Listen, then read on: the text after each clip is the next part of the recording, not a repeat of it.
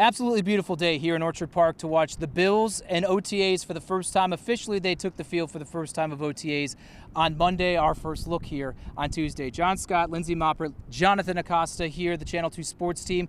We're going to go through and give our observations, thoughts of things we saw and heard here on the practice field and in the post press conferences as well. Let's start with Josh Allen, Coleman. Our first look at what the Bills hope is maybe their next big thing connection in the passing game. I was focused a lot on this with my camera, with just observing once the shooting period was over. I noticed Coleman getting a lot of passes from Josh Allen in teamwork, 7-on-7, 11-on-11.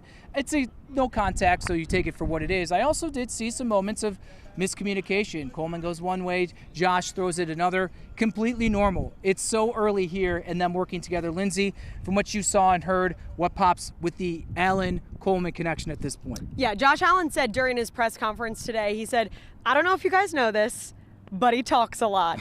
So he kind of opened that up just to talk about his personality and how great it is to have someone in the locker room who brings that type of energy. But he also did mention that aside from, the social media, everything on social media about Keon, he said he's driven and he knows how focused he has to be successful in this league. It's not just, I have a great personality, it's going to last. He knows that he has to be driven to make it in the league. So that's pretty much what stood out to me the most. And Sean McDermott had a similar kind of statement. And if you remember back to rookie minicamp, Coleman spoke and he sort of had that self-awareness of saying, hey, I know this yellow jacket is not what's going to make me a good wide receiver. I have to go out there and produce. Sean McDermott kind of alluding to that fact, saying that Coleman's personality has been great. He's been a great addition to the team, but that he's also coming with that mindset of wanting to work and wanting to help the team. And I think that's important for especially a rookie like Coleman.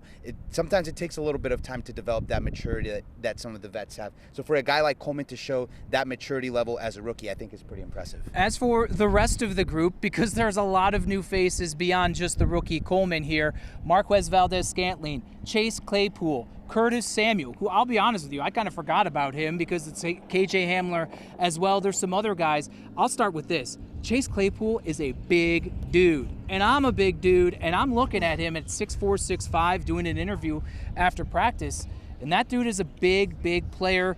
What did you hear from Valdes-Scantling? What did you hear from Josh Allen and others, and even see out there on the field in terms of the rest of the wide receiver group? Well, I was at the podium. Valdes-Scantling came, and he spoke about when he came to visit the Bills. He said Josh Allen was awesome. He told him, instead of doing something formal, just come over to my house, let's have dinner, let's talk. And he said the one thing that he's most excited about playing with Josh Allen, because obviously he's played with Patrick Mahomes, Aaron Rodgers, he said Josh Allen's just a normal guy.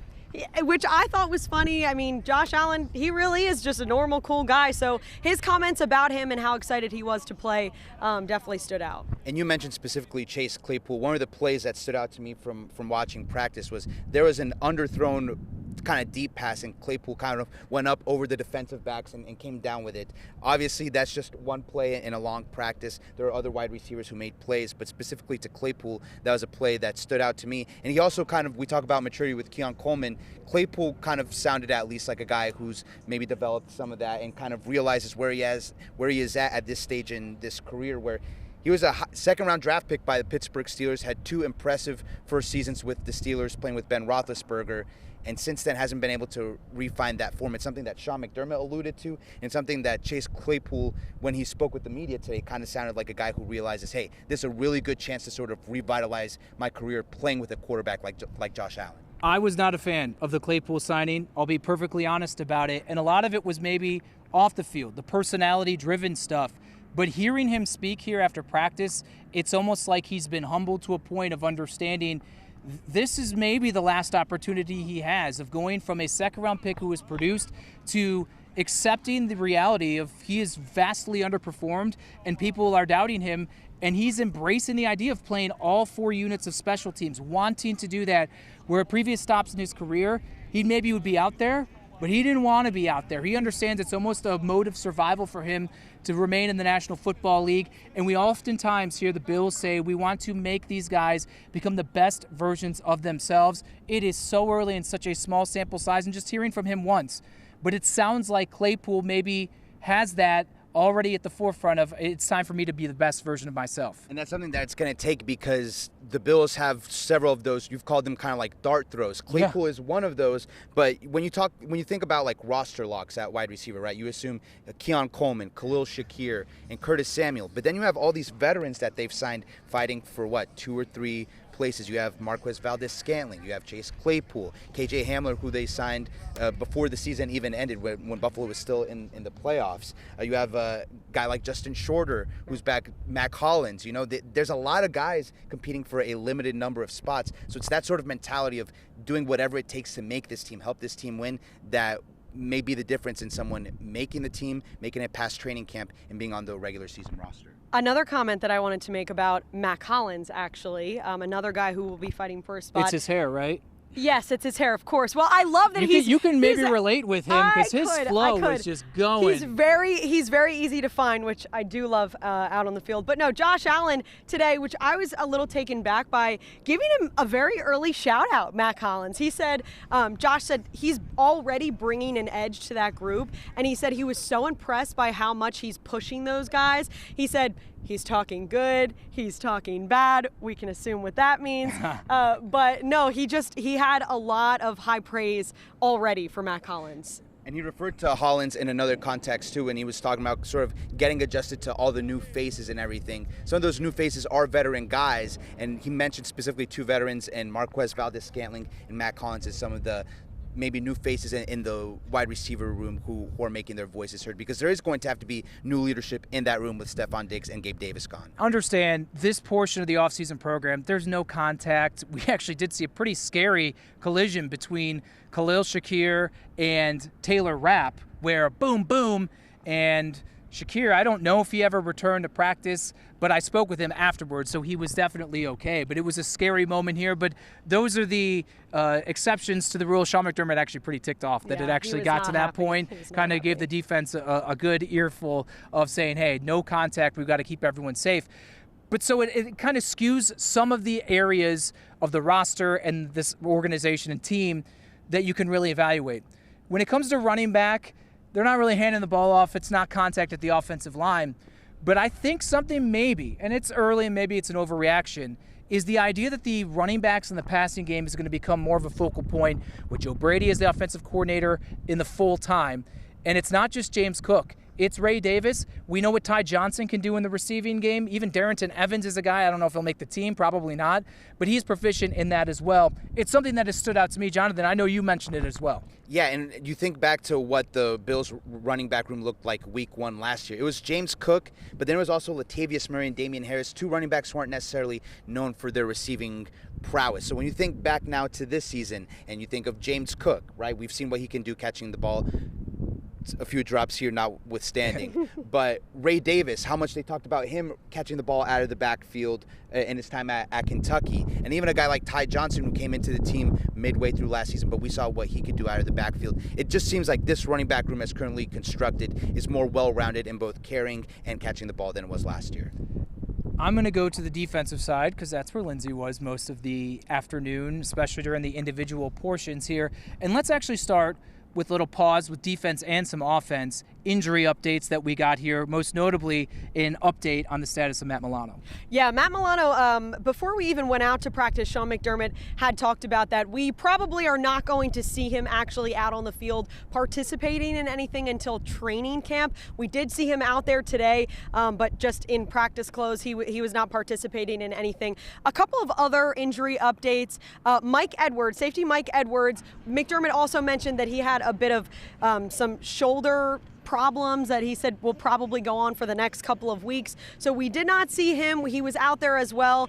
And then we also learned today Spencer Brown underwent shoulder surgery in the offseason. So that was some new news there as well. In terms of Terrell Bernard, I know we had already heard from him earlier this season, but he didn't look like he missed a beat. So. And I'll say defensively, we can't get into first team, second team, whatever. But when someone's out, it pushes people up the depth chart. I saw a good amount of DeMar Hamlin, and I will say that. And I know he's someone that certainly we all understand has been polarizing for the past year plus. It'll be curious to see DeMar now, maybe the focus not as much on him and the incredible circumstances he has overcome, and maybe it's focused more on football. He actually came up while I was interviewing Coleman, Keon waved him over, and it was great personality, things that I have not seen from DeMar in front of the camera and in front of us, the media, since the accident happened. And I think that's something that maybe he just feels so removed from it that he can be DeMar Hamlin, the football player. That safety position is going to be in flux. We also, Jonathan, talk about it. We heard Sean McDermott give some of his thoughts after speaking with Micah Hyde last weekend. That's right. And we heard Micah Hyde, even you spoke with him before his charity softball game, where I know you asked him if there was any thoughts of if it was the Bills or could he sign with another team, and he flat out said it's either the Bills or retire. I think that's something that makes Bills fans happy to know that, hey, if he's not going to be on the football field, it's not because he doesn't want to be in Buffalo, it's because he doesn't want to play anymore or can't play anymore. And so I think, but he also mentioned how he ran a 10K last week for fun. So that obviously sounds like a guy who's still staying in shape in case he starts to get that desire to want to play or gets the call and something like that. And they even asked Sean McDermott today, it's like, hey, is it a situation where, similar to A.J. Klein, where just stay ready and if we need you, we'll call you? And he's like, yes, but Micah Hyde, he's such a special player that we're kind of always keeping an eye on him. I want to touch on someone else, though, in the safety room, because the Bills have 2 second-round picks playing for them this year. Not just Keon Coleman, but Cole Bishop, who they took at the end of the round. And Lindsey Taron Johnson actually made an interesting comment about Cole Bishop as well. Yeah, he did. He kind of said right off the bat, he was like, I was a little bit taken back by how big he was. He said, and the way that he moves, he said he moves like he's my size, but he's much bigger than he expected. And I was watching him a little bit, as you said, I was with the defense, watching him on the sideline, he talking to everybody. He definitely seems like the type of player who immediately is making those off-field connections with his new teammates. And Taron mentioned in his remarks after practice, when you talk about Micah Hyde and Jordan Poyer, he has played with them and Tre'Davious White as well a really long time. And I wasn't listening, but you tell me exactly how he phrased it. Of basically, at points I look behind me in the defense, and they're not there. Yeah, that's exactly what he said. He said somebody had asked him, were you kind of looking behind you, seeing if they were there? And he's like, yeah, of course. I mean, a little bit. So, of course, those remarks are interesting. And also, I think it kind of says a lot about the fact that he was speaking as if Micah is not coming back. Not that has any, I think, inkling to whether he is or he isn't. I think it says more to the fact that nobody really knows. Well, Micah himself said, he told the Bills, Sean McDermott and Brandon Beane, you operate as if I'm not here, and we'll kind of figure it out as it goes. I want to wrap it up here with Jonathan, because you sat down with what I would say is one of the most interesting players on this 91-man roster. Tell us about your sit-down with Travis Clayton. Yeah, so he's the Bills' 7th-round pick out of England via the International Player Pathway Program. And something that sticks out right away is just his size. Obviously, he has to have some size playing on the O-line, but the dude is 6'7". Like, he is huge. You can see why he was a rugby player with that background and why he would have been such a great rugby player. He's now trying his skills out at football, and with that rugby background, he has the speed that you don't necessarily always see with a guy who's 6'7". So it's interesting getting to catch up with him, talking about what's translated from the rugby field to the football field, and just simply acclimating to a new country. He'd been in the U.S. for a little bit, training at IMG Academy down in Bradenton, Florida, before he was drafted. But just the process of, coming to Buffalo, and he said he still lives in a hotel and he doesn't get to talk a lot with his family, but that allows him to study the playbook, which is so new for him, right? For a lot of these college athletes, we heard Cole Bishop kind of mention it, coming over from Utah to the Bills, the main thing that maybe doesn't worry him, but the main thing he knows he needs to address is studying the plays and stuff like that. And that's someone with a football background. Yeah. So for a guy who doesn't have that, like Travis Clayton, it's that much more of a challenge to undertake. And so definitely tune in to WGRZ and this YouTube page where you can find that story, because he was an interesting guy to talk with. And I did a story just not too long ago with another player in the same position, Christian Wade, who I know you said Travis has communicated with to kind of help him learn the ropes from someone who tried to learn the ropes from a star rugby player to being a football player here on the Bills. So those are our observations here from our first look at OTAs. We'll be back next Tuesday when the Bills have their second availability of the OTA portion. We'll maybe refocus to different things, get away from the wide receiver position, so we can bring you more thoughts of the rest of the team as we continue to trend towards training camp, which now we know will be back officially at St. John Fisher University at the end of July. But for now, from Orchard Park and One Bills Drive with Jonathan Acosta and Lindsey Moppert, I'm John Scott.